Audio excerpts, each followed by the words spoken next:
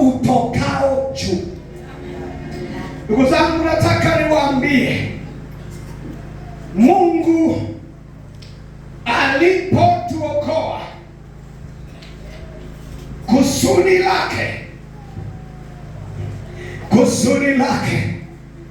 tuweze kumwakilisha. Ndio maana nimekuwa nikisema ametuokoa tupate kufananishwa na mfano wa mwana wake. Sasa ninachotaka kusema magharibi ya leo, kwa nini Yesu alisisitiza ni lazima kwanza mtu ajazwe Roho Mtakatifu? Nataka nitoe sababu ya kwanza tunaipata katika Matendo ya Mitume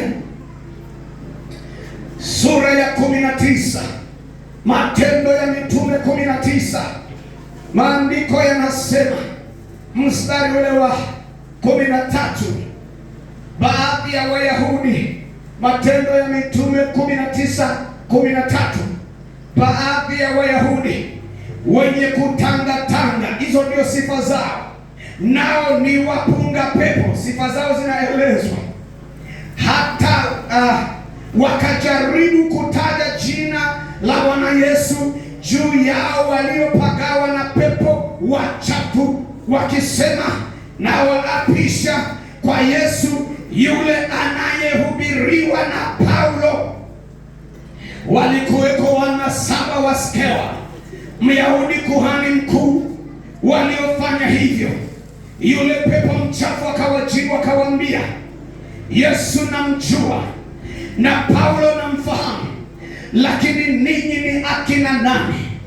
Na yule mtu aliyepagawa na pepo mchafu akawarukia wawili, yeye yuko peke, akawarukia wawili, akawaweza, akawashinda, hata wakatoka mbio katika nyumba ile hali wa uchi na kujeruhiwa. Taka niwaambie wapendwa wenzangu mnaonisikiliza hapa, na wewe unayetufuatilia kwa njia ya mitandao, tunasema kwa Kiingereza it is a risky. Inakuwa riski kwa wewe kuingia kutumika mbele ya kujazwa Roho Mtakatifu. Ni hatari kuingia kwenye utumishi bila ya kujazwa Roho Mtakatifu. Hiyo ni sababu ya kwanza. Akili zako, hata kama unapokuwa shuleni, huwa unakuwa wa kwanza darasani. Katika kijiji chenu, katika mkoa wenu, wewe ndio wa kwanza mnapofanya mitihani, mnapofanya maexame, wewe ndio unakuwa wa kwanza. Nataka nikwambie, hiyo haitoshi. Hiyo haiwezi kukusaidia linapokuja swala la utumishi. We all need to be filled with the power of the Holy Spirit first. Tunahitaji kwanza, mbele ya kuingia kwenye huduma yoyote. Na ndio maana mimi sijui siku hizi mnafanya namna gani. Ningeweza kuona wakati ningeuliza hawa waimbaji wanaoimba hapa, wanaosimama na kuimba hapa, mna uhakika kama wamejazwa Roho Mtakatifu ama vipi? Au ni kwa sababu ya mazoea, au ni kwa sababu tu wapo wanapatikana ndio maana wanaimba?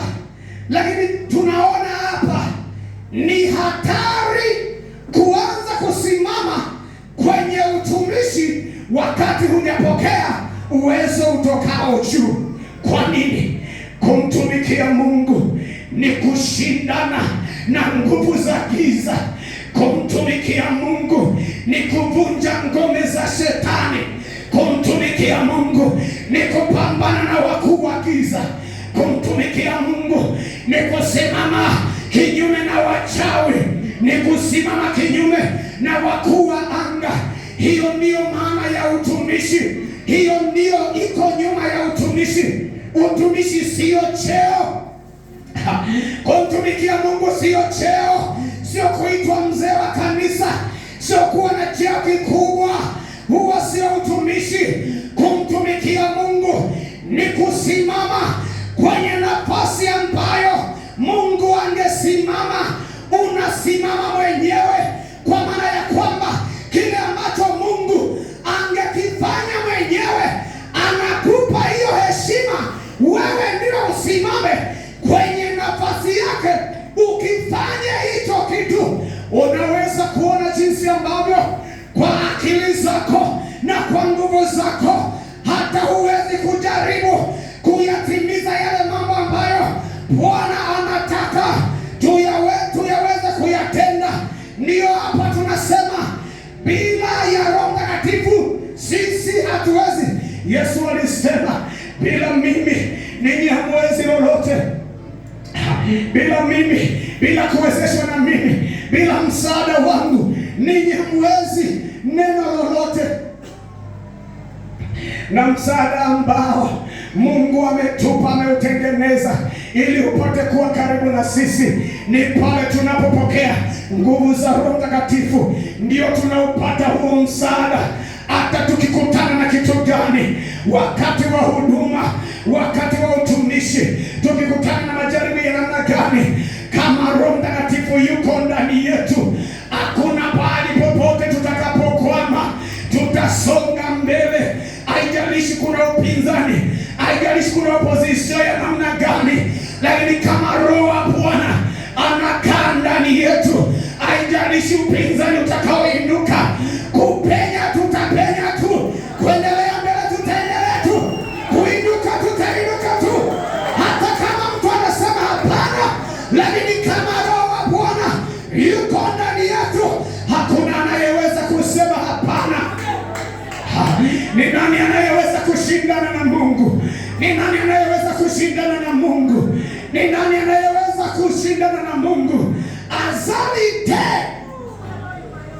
Azalite anayeweza kushindana na Mungu hayupo, wala hajawahi kuzaliwa na hatazaliwa.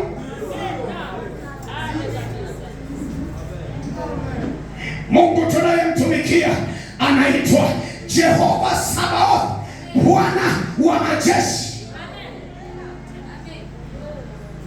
Wapinzani wakikujia kijeshi, na yeye anatuma majeshi yake, na majeshi yake hakuna mahali wanashindwa.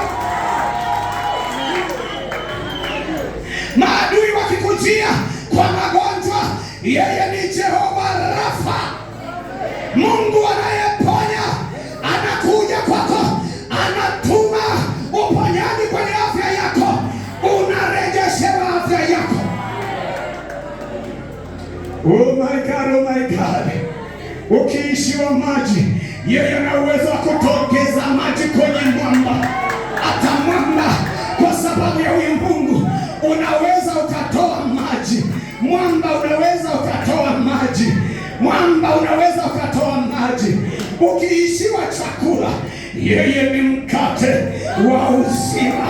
Yeye ni mkate wa uzima. Na ndio maana maandiko yanasema, kufupisha hiyo habari, yeye ni yote katika yote na ndani ya yote. Ukimpeleka kwenye mimea, yeye ni mti wa uzima.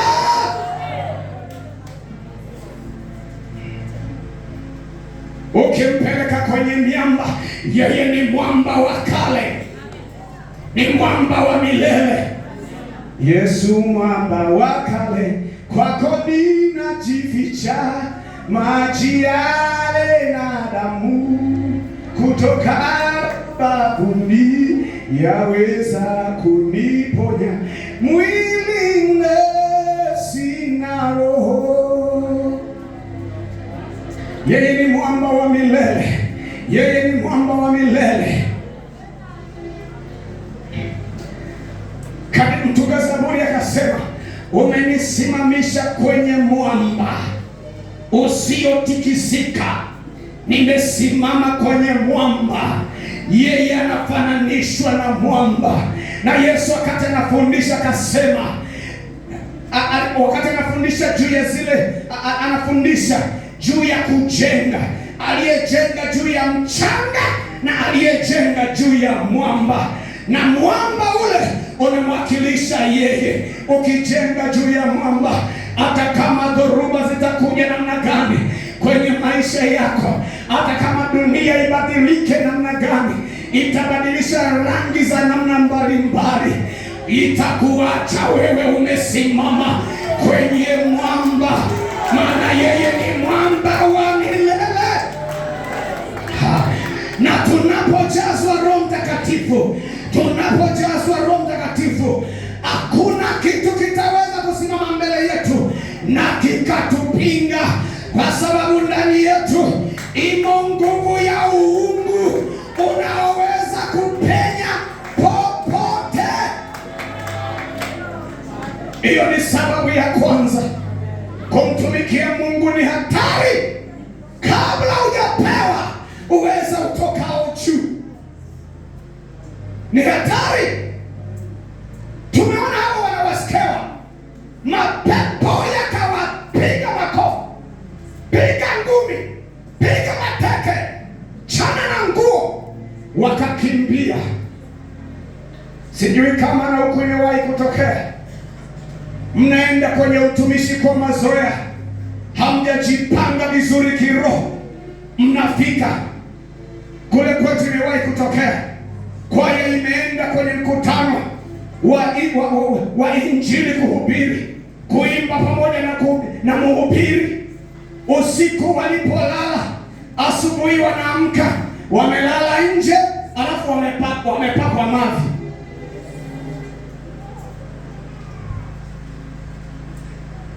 Au Kiswahili haieleweki? Imeeleweka? Umeelewa? Yaani walipoenda kulala, asubuhi wanalamuka hivi, wote wamelala nje, alafu wamepakwa na mavi, kila mmoja akijiangalia kinyesi. Watumishi hao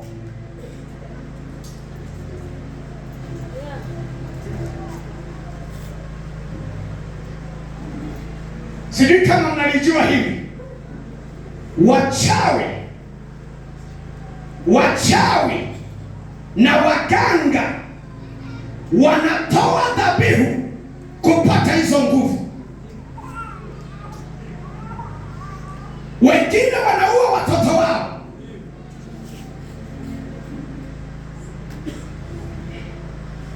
wengine wanaua wake zao ili apate hizo nguvu. Sasa wewe unapoenda kutumika, eti unaenda kupambana na watu wa namna hiyo. Nataka nikuonyeshe hiyo picha uijue. Unapoenda kutumika, maana yake unaenda kukutana na watu wa namna hiyo waliotoa dhabihu. Kuna wengine walizikwa siku 7 kaburini, wamefunikwa jeneza, wakitafuta hizo nguvu za uganga. Baada ya siku 7 akiwa na njaa yake, ndipo yale mapepo, yule mkuu wao wa giza anasema huyu anafaa sasa kupewa hii nguvu, ndipo anaachiliwa ile nguvu. Akikutazama namna hii anakuambia jina lako bila ya wewe kumwambia. Sasa wewe uko hapa, mimi na wewe, asubuhi, mchana, usiku, unakula, unabukia ugali, unakula ugali mchana na usiku. Alafu na siku moja unaamka unasema nenda kuhubiri injili, unafika unasema pale, unatukana na wachawi mtuweze chochote, wakati huu hauna kitu. Wewe hujatoa dhabihu yoyote. Mungu akikuangalia haoni dhabihu yoyote.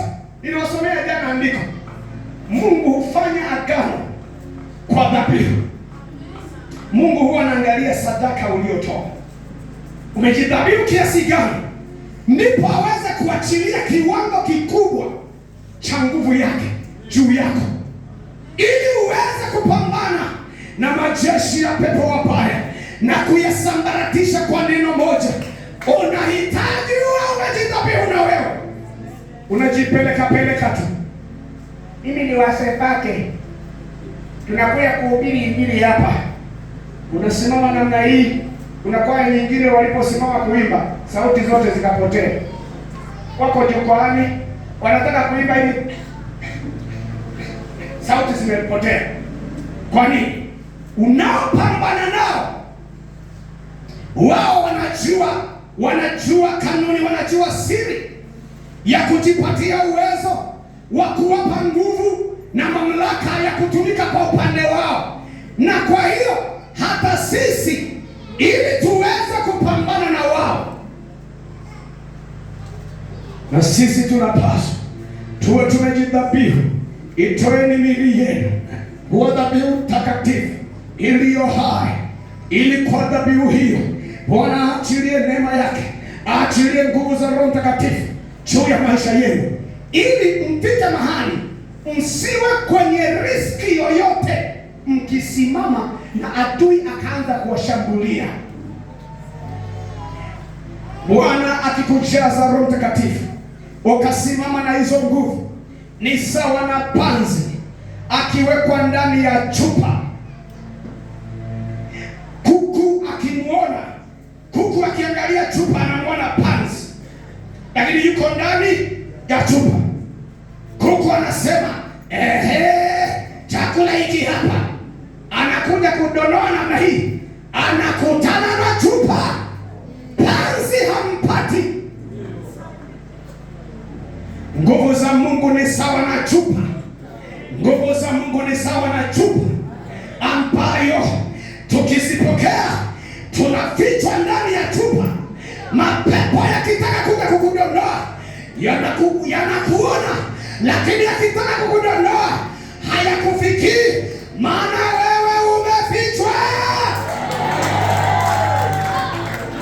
Uko salama, uko salama ndani ya nguvu za Mungu.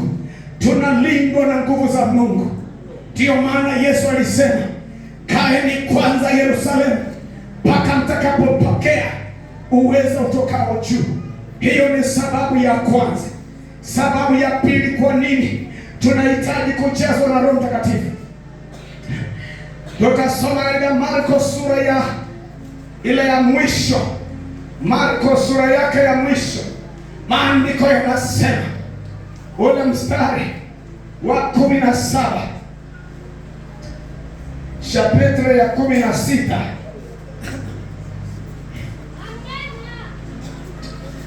na mstari wa 17, ukianzia wa 16 nasema, aaminie na kubatizwa, aaminie na kubatizwa, aaminie na kubatizwa ataokoka, asiyeamini atahukumiwa. Na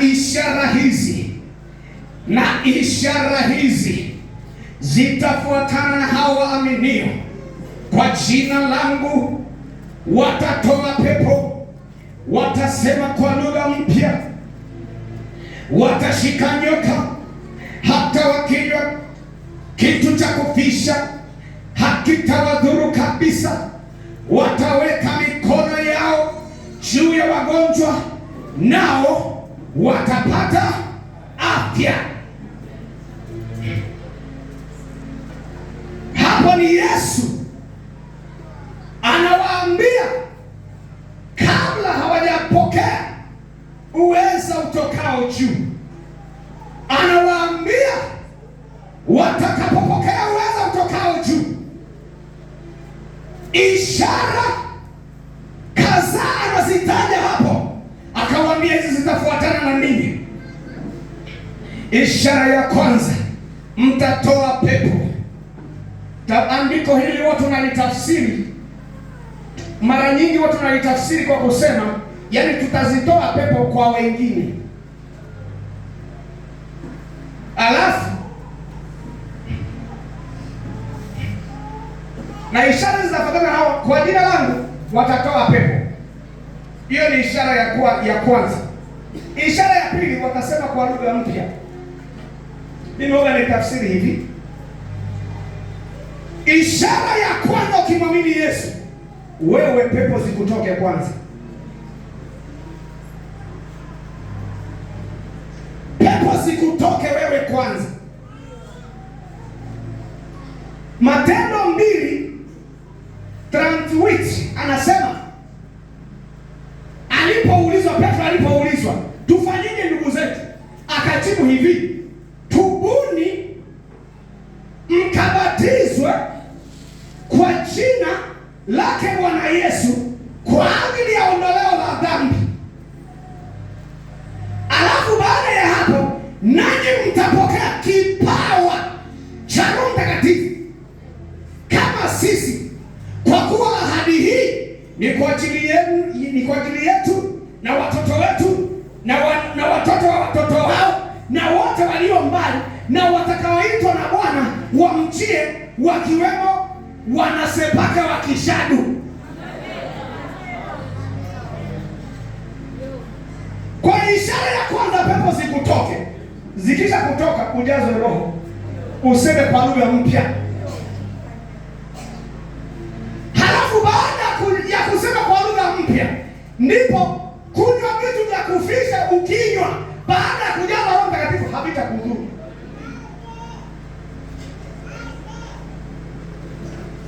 Sasa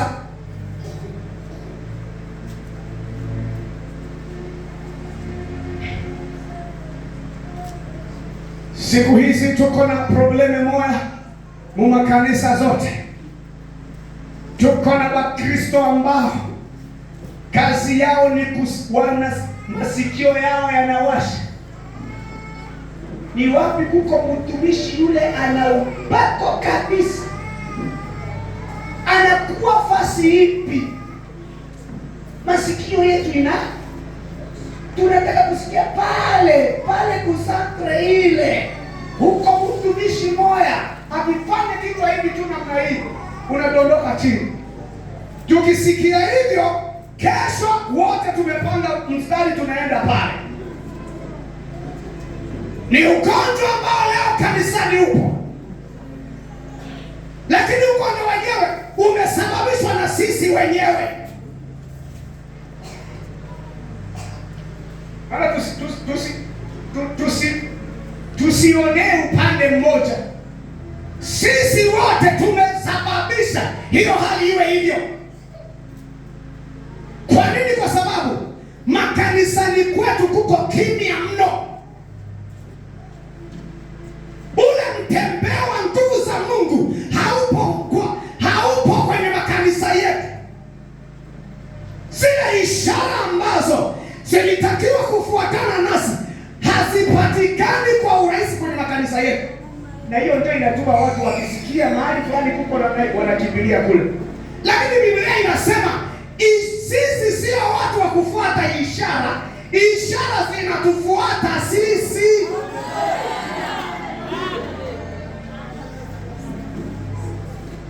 Ishara zinatakiwa zikufuate wewe mwanamke. Ishara zinatakiwa zikufuate wewe baba. Wewe sio wa kufuata ishara. Wewe ni mtu mkubwa mno. Wewe sio mtoto mdogo wa kusikia kitu unakimbilia. Maana Mungu alipokuokoa amekufanya mtu wa thamani. Neno la Mungu linasema zile ishara unazotamani kuziona zinatakiwa zikufuate wewe, sio wewe kuzifuata.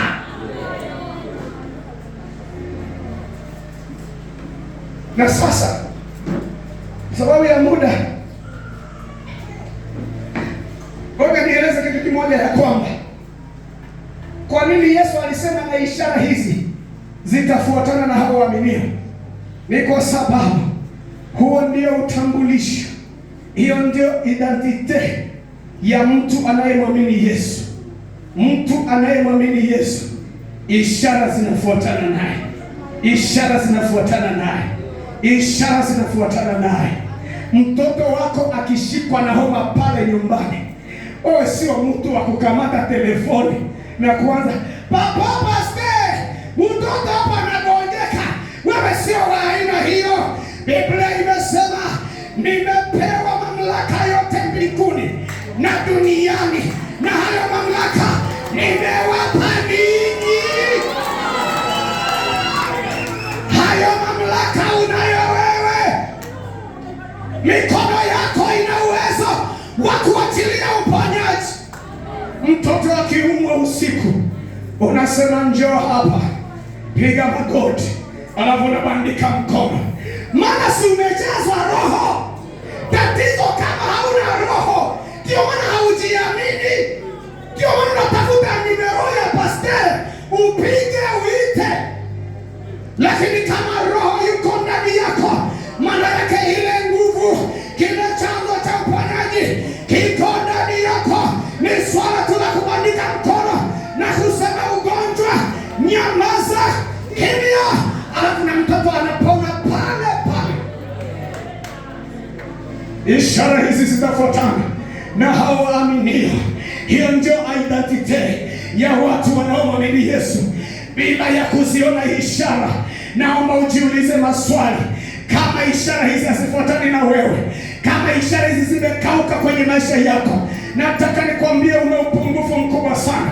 Umeshapoteza identity, umeshapoteza utambulisho wako. Ndio maana watu hawakuelewi, ndio maana watu hawakuelewi. Hata unapoongea hawasikii chochote, hawakuelewi chochote, hawakuogopi, yani hawakuchukulii kwa namna yoyote, maana umepoteza ile identity. Hauna yale mafuta, hauna ile nguvu. Ndio maana Yesu alisema msitoke Yerusalemu mpaka mmejazwa na mmepokea ule uwezo. Kwa nini? Kwa sababu hiyo ndio identity ya mtu wa Mungu. Huo ndio utambulisho wa mtu wa Mungu, huo ndio utambulisho. Bila ya hiyo, na ndio maana wapendwa, kama haya mambo hatuyaoni katika maisha yetu nyakati hizi, inatakiwa tufike mahali tuwe kama Musa alipoambiwa na Mungu ya kwamba kuanzia sasa sitaenda tena mbele yenu, badala yake nitatuma malaika atawatangulia, na mimi atawatangulia na atawaongoza mpaka muifikie ile nchi ya ahadi. Musa akamwambia, usipoenda na sisi, uso wako usipoenda na sisi, uwepo wako usipoenda na sisi, nguvu zako zisipoenda na sisi, Roho wako nisipojazwa Roho. Yani nataka kusema, najaribu kusema ya kwamba tunahitaji akina Musa wa leo, tunahitaji akina Musa wa leo. Hata wewe mama unaweza kawa Musa, hata wewe dada unaweza kawa Musa. Ukasimama kwa nafasi ya Musa, ukasema leo siendi kwenye duka yangu, leo siendi kufungula biashara yangu, nataka nihakikishe ule uso wa Bwana, ile presence ya Mungu nimeiona mu maisha yangu kwanza, ndipo nitaendelea na biashara. Musa akasema, usipoenda nasi afadhali usitutoe hapa. Lakini leo wa Kristo tunaridhika kuendelea na safari, tunaridhika kuendelea na maisha, tunaridhika kuendelea na Ukristo, hata kama hatuoni nguvu ya Mungu kwenye maisha yetu na hatuumii kwa lolote. Tunaridhika maadamu tumeshajenga na nyumba, tuna kostime za kutosha, tuna vikwembe vya kutosha, tuna franga za kutosha, lakini nguvu za Mungu hamna. Usiku tukilala tunanyongwa na wachawi, lakini tunanyongwa na wachawi. Kwa nini? Kwa sababu hatuna nguvu, hatuna ulinzi, hatuna nguvu ya Mungu. Na bahati mbaya sana, hakuna anayeshikwa na uchungu. Juu ya nini hali iko hivi?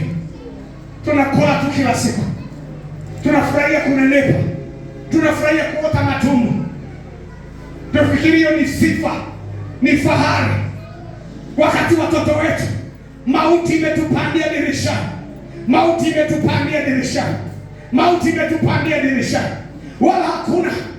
Anasema watoto amini, taifa hili kuibiwa, limeibiwa sana, wala hakuna anayesema rudisha.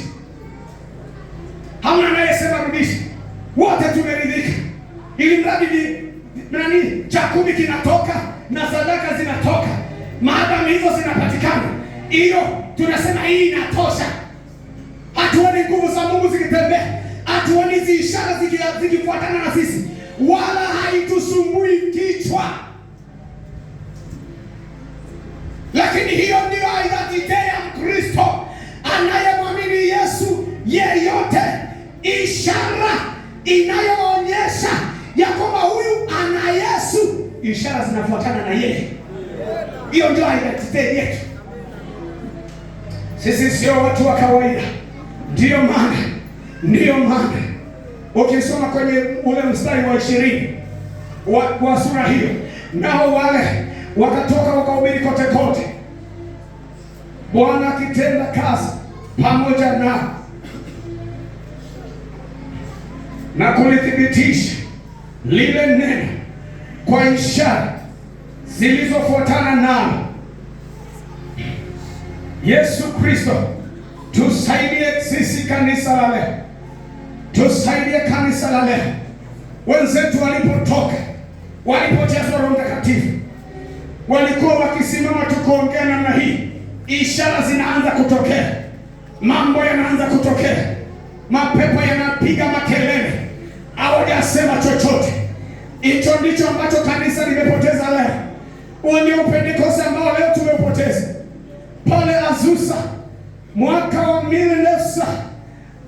1905, baada ya ile uamsho ambao ulizama kanisa Pentekoste, ilifika wakati mtu alikuwa akifika tu kwenye ile eneo, haombiwi na mtu anakuja na kansa, hakuna mtu atawekea mkono juu yake, ghafla anasikia ule uvimbe unakatika, unadondoka chini na hakuna mtu kamwekea mikono. Mungu aliweza kufanya hivyo, na hata hapa anaweza kufanya hivyo, akapafanya mahali hapa pakawa hivyo. Tukitoa dhabihu iliyo hai, tukitoa dhabihu inayotakiwa, inayostahili, Mungu ana uwezo wa kufanya makao, nguvu zake zikafanya makao mahali hapa. Hata kama hatupo hapa kanisani, mtu akipita karibu na jengo la kanisa, ana mapepo anadondoka, anaumwa, anapona. Alafu Dimasha anakuja kushuhudia, nilipokuwa napita kwa kanisa hii, nilikuwa naarisha, nilipokaribia tu hapa kuarisha nikakata pale. Hiyo ndio hivyo ndivyo Mungu amelikusudia kanisa lake liwe, na hivyo ndivyo Mungu amewakusudia Wakristo wawe. Maana hiyo ndio identity ya Mkristo. Ishara hizi zitafuatana na hao waaminio.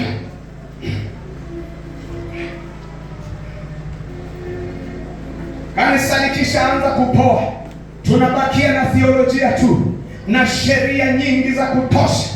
Tunawalazimisha watu wayaishi maisha matakatifu kisheria, wakati maandiko yanasema Warumi 8:1, basi sasa hakuna hukumu ya adhabu, hakuna hukumu ya adhabu kwa walio katika Kristo Yesu, kwa maana sheria ya roho wa uzima ule ulio katika Kristo Yesu imeniweka huru mbali na dhambi. Ili mstari wake anasema, ili maagizo ya Torati yatimizwe ndani yetu sisi tunaofuata au tunaoenenda kwa roho. Yaani Torati inasema usiibe, usizini, usiue. Haitakiwi kuyatimiza hayo kwa sababu ya sheria. Inatakiwa kuyatimiza hayo maana Roho wa Mungu yuko ndani yako, amekuweka huru. Unayaacha kwa hiari yako mwenyewe bila ya kusukumwa na mtu.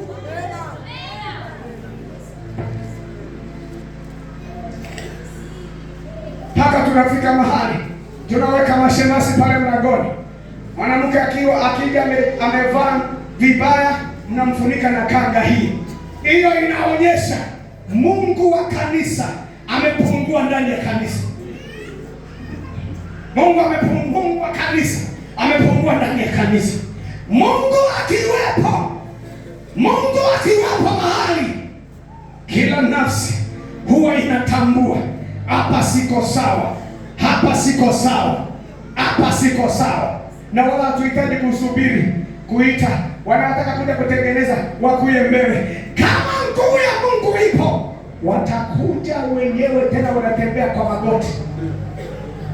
Hilo ndilo kanisa ninalolijua. Hilo ndilo kanisa la Yesu ninalolijua. Kwa sababu ya muda naona kuna sababu kama 5 hivi, lakini naomba nimalizie ya mwisho kwa sababu ya muda. Sababu ya mwisho kwa leo, kwa nini tunahitaji kujazwa Roho Mtakatifu? Tunahitaji kujazwa Roho Mtakatifu kwa sababu bila nguvu za Roho Mtakatifu kwenye maisha yetu, yani sisi wenyewe tutakuwa watu wa kawaida, na kanisa kwa ujumla litakuwa la kawaida sana. Hauwezi ukatofautisha kanisa la Kipentekoste na dini ya kawaida, hakuna tofauti. Kanisa bila nguvu ya Mungu itakuwa ni mahali tu watu wanakuja na wanarudi kama walivyokuja. Watakuja wenye dhambi na watarudi wenye dhambi. Watakuja wamezini, hawatauacha uzinzi wao, watarudi wataendelea kwenda kuzini. Watakuja wezi, lakini watarudi wezi. Lakini nguvu ya Mungu na Roho Mtakatifu akiwepo, ukiingia kwenye uwepo wake, lazima akuachishe kila kisichostahili kukaa kwenye maisha yako. Maana uwepo wa kanisa kazi yake ni kuwabadilisha watu kutoka maisha mabaya ili waweze kumwakilisha yeye na sura yake. Bila ya Roho Mtakatifu, kanisa litakuwa mahali tu watu wataingia vyovyote wanavyotaka. Hakutakuwa na maisha ya watu kubadilishwa. Ndiyo maana Yesu alipotaka kuanza huduma, ilibidi alipe gharama kwanza ya kupata hizo nguvu, kama nilivyowasomea katika Luka sura ya 4 na mstari wa 1. Maana hakutaka awe wa kawaida, ndio maana alilipa gharama.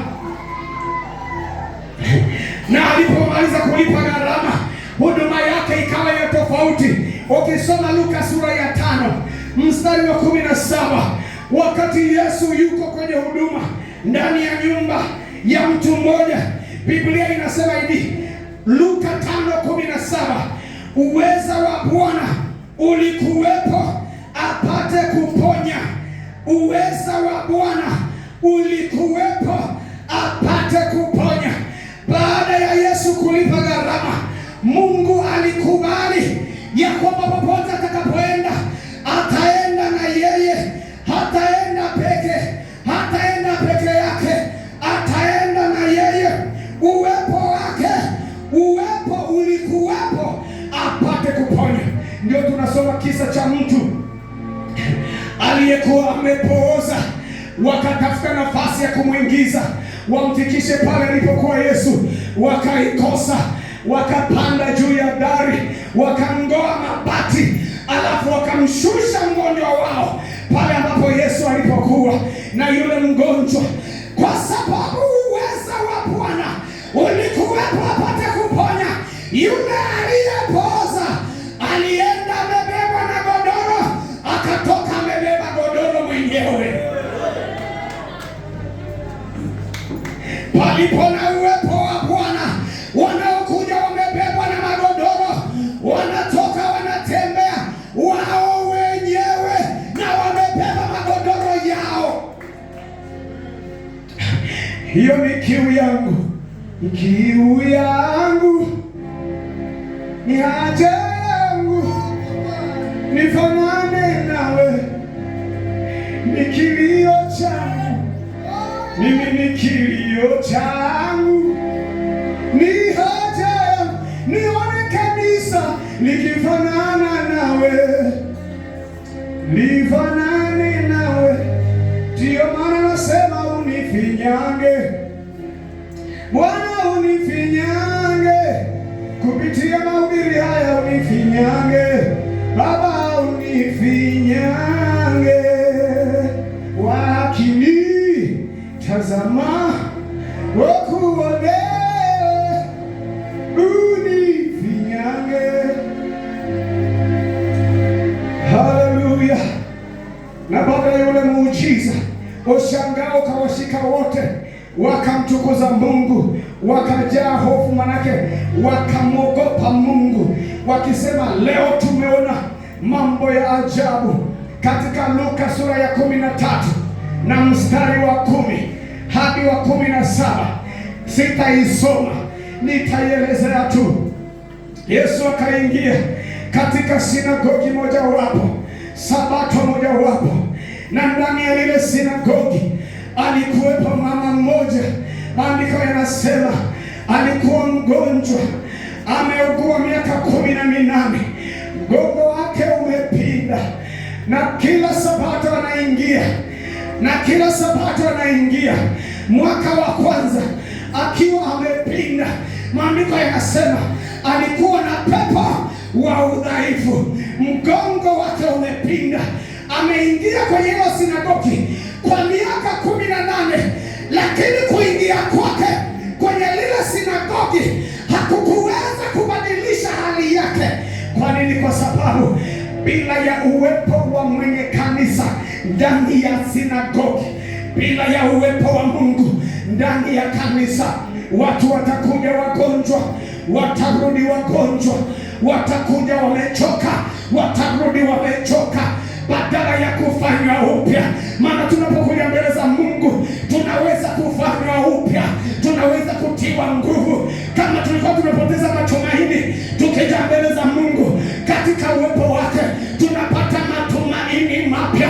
Lakini kama uwepo haupo, watu watakuja. Inaniuma sana, kuna watu tunapeleka hospitali wakati magonjwa mengine yanasababishwa na roho chafu. Magonjwa mengine tunatakiwa kutambua kwanza ugonjwa ya kupeleka hospitali ama vipi. Kuna magonjwa mengine tunatakiwa tukubandika mikono na yule mtu anapona, lakini kwa sababu yule mwenye kanisa tuko naye, ndio maana mtu akigonjeka tu cha kwanza kinakuja ni hospitali. Wakati Yesu amesema ishara hizi zitafuatana na hawa waaminio, kanisa bila uwepo wa Mungu patabakia mahali pa kawaida. Watu watapaona pa kawaida, watu wataingia kawaida, wazinzi wataingia kawaida na watatoka na uzinzi wao.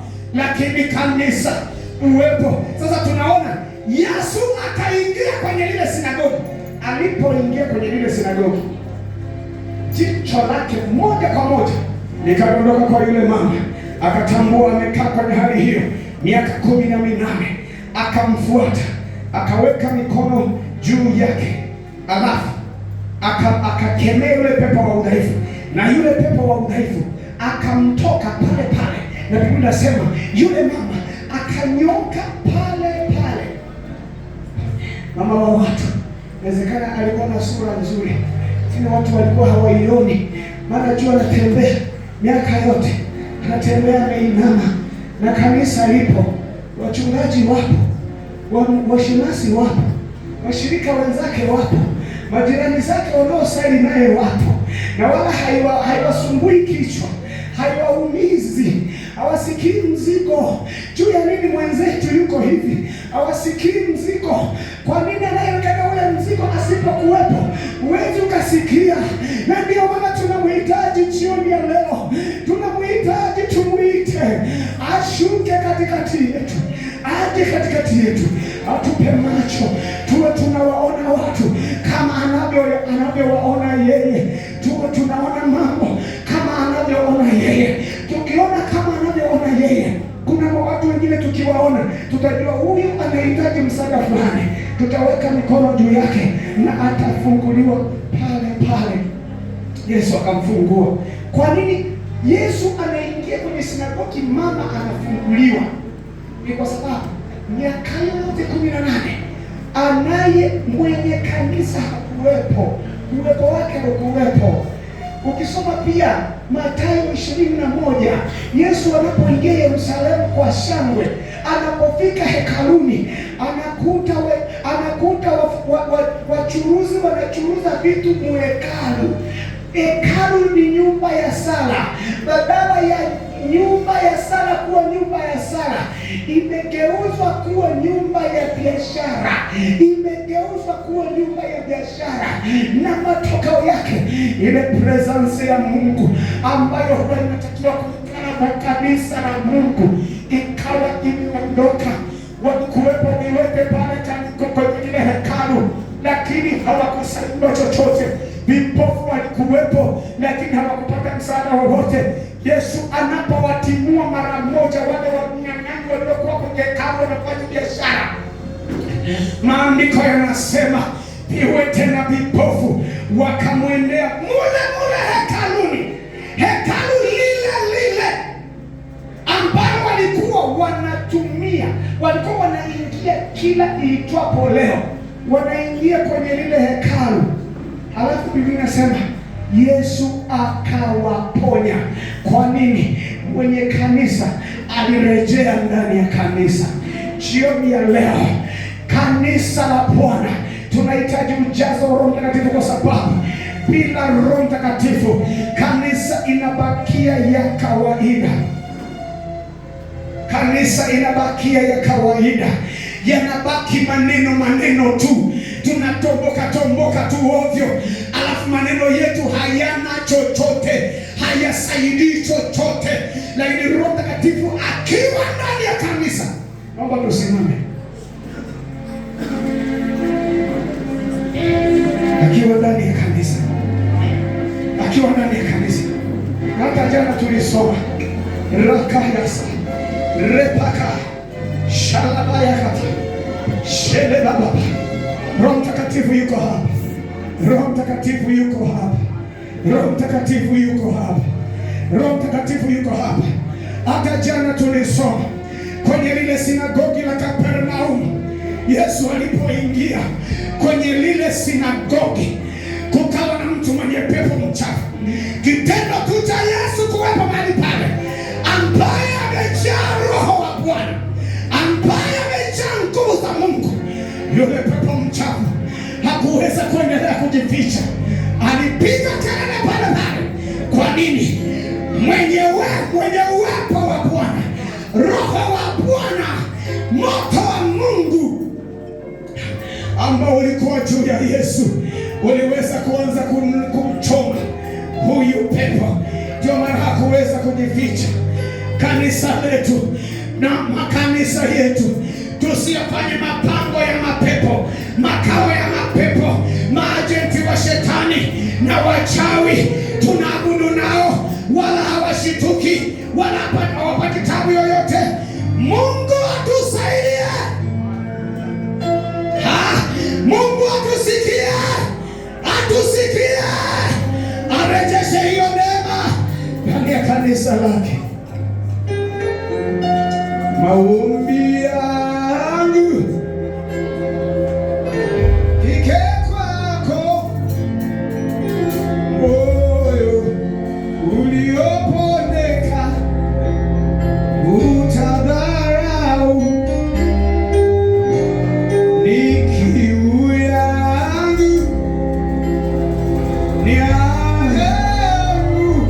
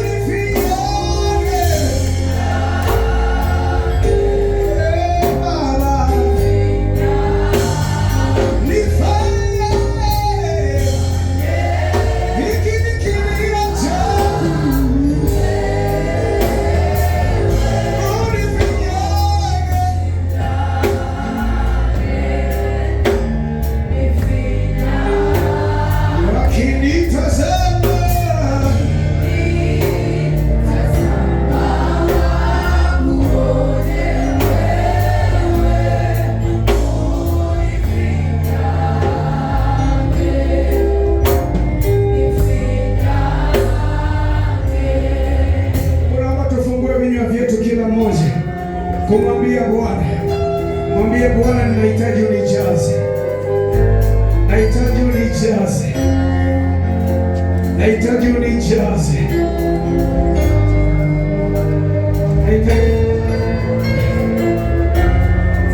nahitaji unijaze Bwana.